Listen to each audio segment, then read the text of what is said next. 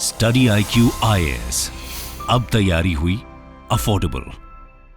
नमस्कार दोस्तों, शायद किसी ने सोचा नहीं था कि कल जब मार्केट इतना ज्यादा बढ़ा, आपने देखा होगा निफ्टी 50 लगभग 3% के ऊपर जंप किया था, 600-700 पॉइंट जंप किया था। किसी ने नहीं सोचा था कि आज ट्यूसडे को जब नतीजे सामने आएंगे लोकसभा के, उसके बाद इतना बड़ा क्रैश देखने को मिलेगा। देखिए, यहां पर आपको एक चीज समझनी है, अभी भी अगर आप देखोगे जो नंबर सामने आ रहे हैं, उस आधार पर एनडीए, बीजेपी लेड जो एनडीए है वो सरकार बना रही है, लेकिन उसके बावजूद भी मार्केट बहुत बुरी तरह क्रैश हुआ। कितना? बेसिकली अगर आप कोविड के बाद से अगर आप देखें, अभी तक 2020 से लेकर अभी तक सबसे बड़ा क्रैश अभी देखने को मिलेगा। ये आप देख सकते हो, Nifty crash, worst single day fall since Covid day. तो इसी के बारे में हम बात करेंगे, आगे क्या कर सकते हैं, काफी कुछ जानने को मिलेगा। चलिए आगे बढ़ते हैं, लेकिन उससे पहले ध्यान रखिएगा, आप में से जो भी लोग स्टॉक मार्केट के बारे में सीखना चाहते हैं, इन्वेस्ट करना चाहते हैं, देखिए मैं इन्वेस्टमेंट की बात कर रहा हूं, यहां पर ट्रेडिंग नहीं।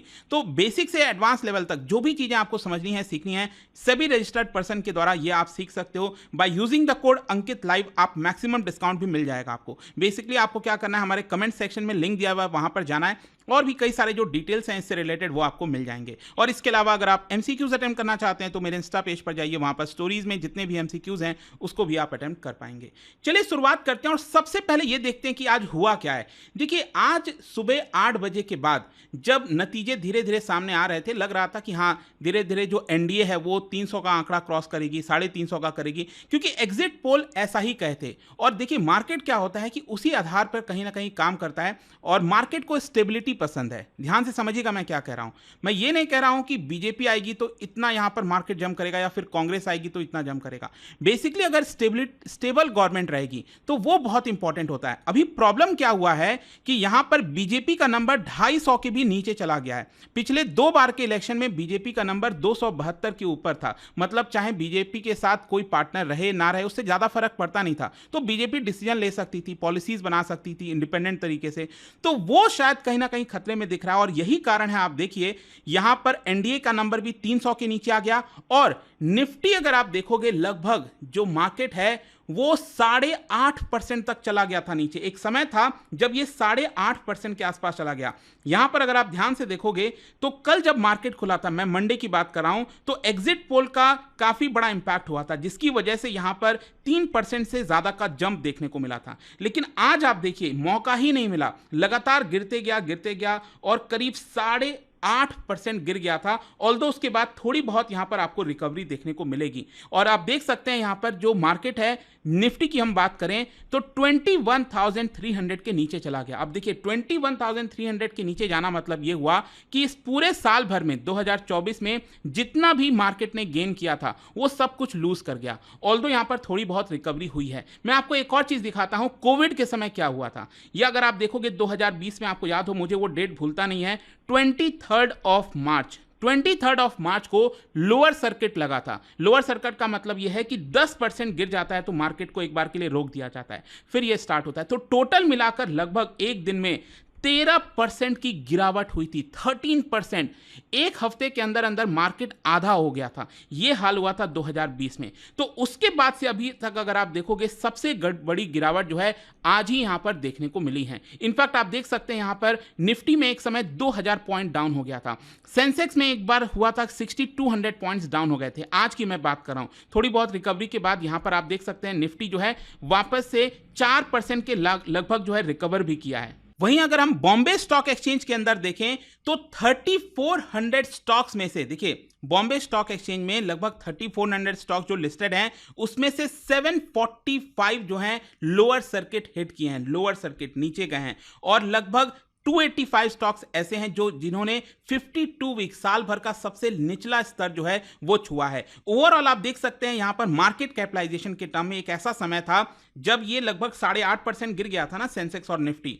तो एक ऐसा समय था जब यहां पर 45 लाख करोड़ का नुकसान हुआ था। मतलब कि अगर आप बॉम्बे स्टॉक एक्सचेंज के जितने भी लिस्टेड कंपनीज हैं उसका वर्थ अगर आप देखोगे मार्केट कैपिटलाइजेशन, तो ये 380 लाख नहीं, अभी बेसिकली क्या था, ये 425 लाख करोड़ के आसपास ये इसकी मार्केट कैपिटलाइजेशन थी। लेकिन जब ये डाउनफॉल हुआ 8.5%, इसकी वजह से 45 लाख करोड़ इरेज हो गया और करीब 380 लाख करोड़ तक ये पहुंच गया था। ऑल्दो ये जो रिकवरी हुई है उसकी वजह से वापस आप कह सकते हैं कि 400 लाख करोड़ वापस ये टच कर गया होगा। इनफैक्ट आप देख पाओगे बॉम्बे स्टॉक एक्सचेंज में जो टॉप 30 कंपनीज होती हैं, जो पूरा होता है इसके अंदर जितने भी शेयर्स हैं, उसमें सिर्फ 3 ही ऐसे कंपनीज थे जो यहां पर ग्रीन में देखने को मिल रहे थे। बाकी हर जगह आपको कहीं लोअर सर्किट, कहीं कुछ इस तरह की चीजें देखने को मिलेंगी। इनफैक्ट जैसा कि आपको मैं बता भी रहा था कि सबसे बड़ा कारण है कि जो सीट्स कम आ रही थी, जो एक्सपेक्टेशन थी, उसके आधार पर चीजें नहीं हुई हैं। खैर यहां पर एक और इंटरेस्टिंग चीज आप देख सकते हो,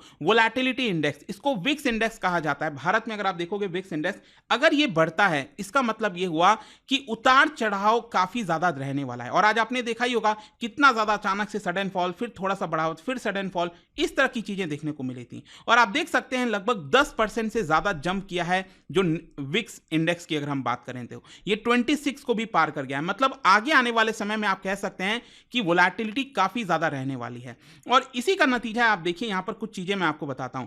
अडानी एंटरप्राइज, अडानी पोर्ट्स, अडानी के कुछ शेयर्स अगर आप देखोगे तो एक समय तक 25% तक गिर गए थे। ऑल्दो रिकवर होते होते वापस ये 15% के आसपास आ गया था। लेकिन इसके अलावा रिलायंस इन्वेस्टर्स का देख लीजिए, उन्होंने 1 लाख करोड़ से ज्यादा लूज किए हैं जो इन्वेस्टर्स हैं रिलायंस के। इसके अलावा अगर आप एसबीआई की बात करें, इन्होंने भी 1 लाख करोड़ से ज्यादा का नुकसान हुआ है यहां पर।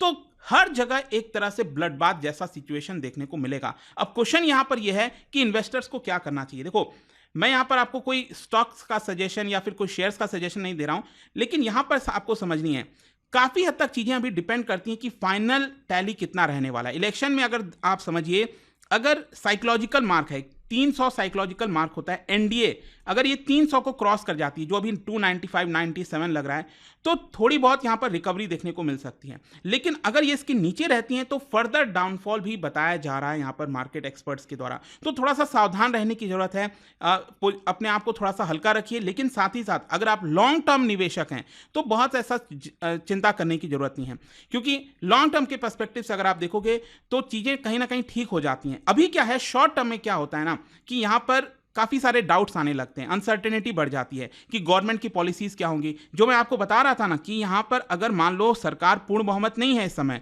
बीजेपी के पास 272 का आंकड़ा नहीं है, तो उनको नीतीश कुमार के ऊपर डिपेंडेंट होना पड़ेगा। चंद्रबाबू नायडू जो टीडीपी है उनके साथ अलायंस है, उनके ऊपर डिपेंडेंट रहना पड़ेगा। तो इसकी वजह से कहीं ना क्या होता है कि जो एक क्लियर कट पॉलिसी सरकार अभी तक लेते आ रही थी पिछले 10 साल में, वो शायद नहीं हो पाएगा। और इसीलिए आप देखिए, रिसेंटली मैंने वीडियो भी बनाया था, यहां पर 14 साल के बाद भारत की जो क्रेडिट रेटिंग है उसका आउटलुक अपग्रेड किया गया, स्टेबल से पॉजिटिव किया गया था। और उसमें भी कहीं ना कहीं यही बोला जा रहा था कि जो पॉलिसीज की कंटिन्यूटी है वो बहुत इंपॉर्टेंट है अगर क्रेडिट रेटिंग को बढ़ाना है। अब देखना होगा कि क्या वो उतना हो पाता है कि नहीं हो पाता है। लेकिन ओवरऑल आप यहां पर देखिए, अलग अलग जो एक्सपर्ट्स हैं डिफरेंट राय दे रहे हैं। किसी का कहना है कि देखिए, फॉरेन निवेशक ने तो ऑलरेडी अपना काफी सारा बेच दिया था, जो शेयर्स रखे हुए थे, और फर्दर उन्होंने अपना जो बेचा है, जिसकी वजह से ये फॉल हुआ है।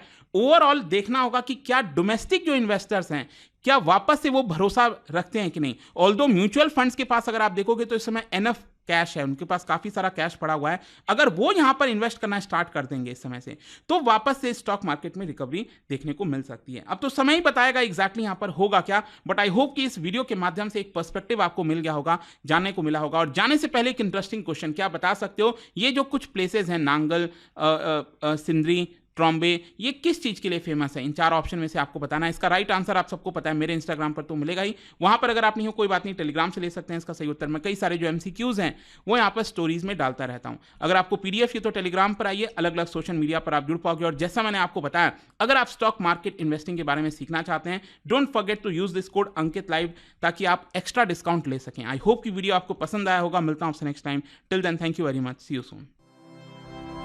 स्टडी IQ IAS, अब तैयारी हुई अफोर्डेबल।